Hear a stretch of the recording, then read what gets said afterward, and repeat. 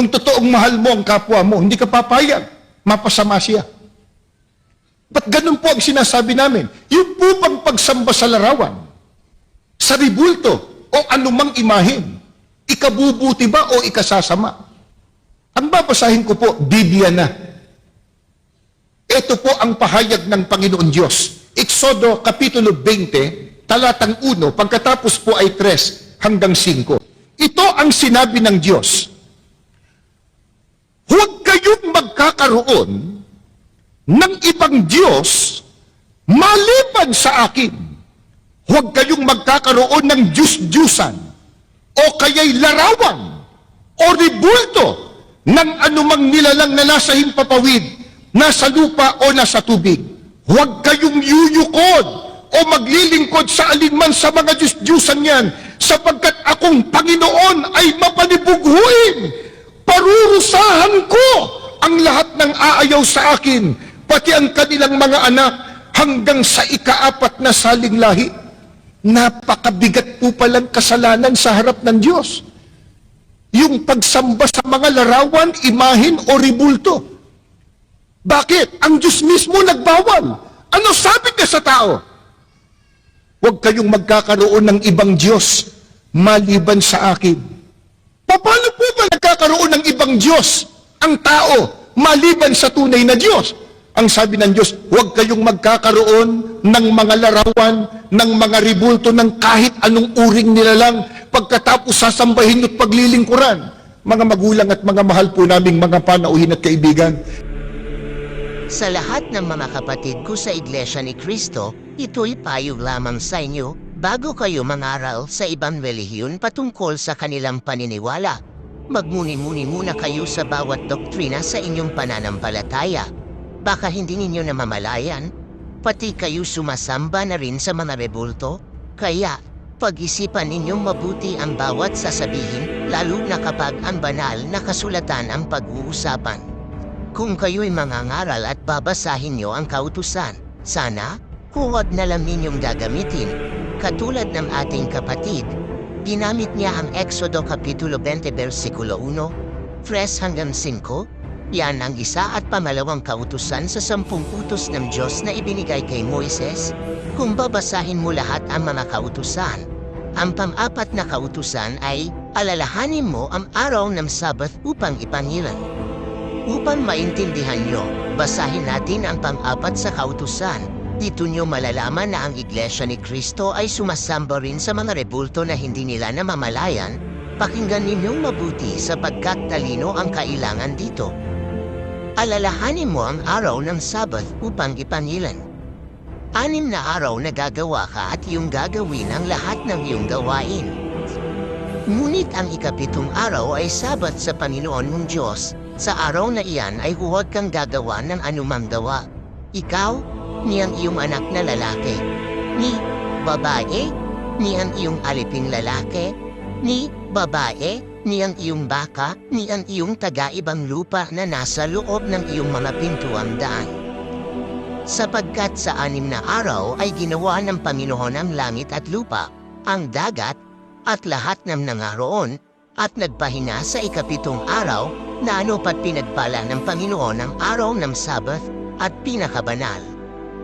Kaysa 6 kaadlaw gibuhat sa Diyos ang langit ug ang yuta, ang dagat, ug ang tanan na anaha, niini, ug mipahulay sa ika-7 kaadlaw, busigi panalaminan sa Diyos ang adlaw nga igpapahulay, ug gibalaan niya kini. Yan ang pang-4 sa mga kautusan sa 10 utos ng Diyos. Kapag tinanggihan mo ang isa sa mga kautusan, nagkakasala ka sa lahat. Sapagkat ang sinumang gumaganap ng buong kautusan at gayon may natitisod sa isa ay nagiging makasalanan sa lahat. Yan ang mga halimbawa, katulad nito, kung ikaw ay hindi sumasamba sa mga rebulto, datapwat hindi mo ipinangilan ang Sabath, ang kahulugan nito, ikaw ay sumasamba na rin sa mga rebulto, sapagkat nasusulat, sapagkat ang sinumang gumaganap ng buong kautusan, at gayon may natitisod sa isa, ay nagiging makasalanan sa lahat. Ito ang tinutuhoy ko ng aking sabihin, ang Iglesia ni Cristo ay sumasamba sa rebulto na hindi nila namamalayan, sapagkat ang Iglesia ni Kristo ay hindi nila inaalala ang araw ng Sabat upang ipamilon.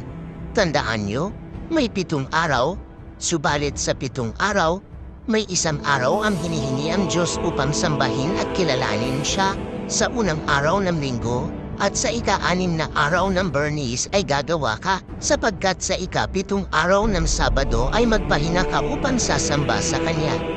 Napakahalaga ng araw ng Sabado, ito ang tanda ng Diyos sa mga lingkod niya. At tanda ng mga lingkod na siya ang Diyos nila, ito ang salita ng Diyos. Bukod dito'y ibinigay ko rin naman sa kanila ang aking mga Sabat, upang maging tanda sa akin at sa kanila, upang kanilang makilala na ako ang Panginoon na nagpapaging banal sa kanila. At inyong ipamilan ang aking mga Sabat at mga magiging tanda sa akin at sa inyo, upang inyong maalaman na ako ang Panginoon ninyong Diyos.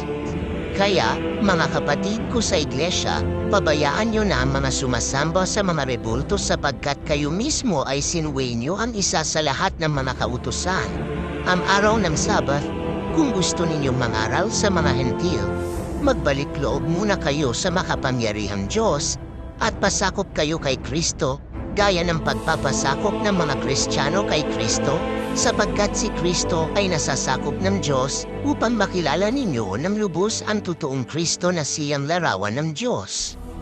Mga kapatid, ganapin niyo ang lahat ng mga kautusan at inyong pinababayaang di ginagawa ang lalong mahahalagang bagay ng kautusan, datapwat dapat sana ninyong gawin ang mga ito at huwag pabayaang di gawin niya ang iba. Datapwat nalalaman natin na ang kautusan ay mabuti kung ginagamit ng tao sa matuwid, sa kautusan at sa patutuo. Kung hindi sila magsalita ng ayon sa salitang ito, tunay na walang umaga sa kanila. Ang lupa naman ay nadumihan sa ilalim ng mga nananahan doon, sapagkat kanilang sinalamsam ang kautusan, binago ang alituntunin, sinira ang walang hanggang tipan. At ipinakilala mo sa kanila ang iyong banal na Sabat, at nagutos ka sa kanila ng mga utos, at ng mga palatuntunan, at ng kautusan, sa pamamagitan ni Moises na iyong lingkod. Sabat na natakdang kapahingahan sa inyo, at papagdadalamhatiin ninyo ang inyong mga kaluluwa, ito'y palatuntunang magpakailanman. At ito ang sinabi ni Jesus. At sinabi niya sa kanila, ginawa ang Sabat ng dahil sa tao, at di ang tao ng dahil sa Sabat. Kaya't ang anak ng tao ay Panginoon din naman ng Sabat.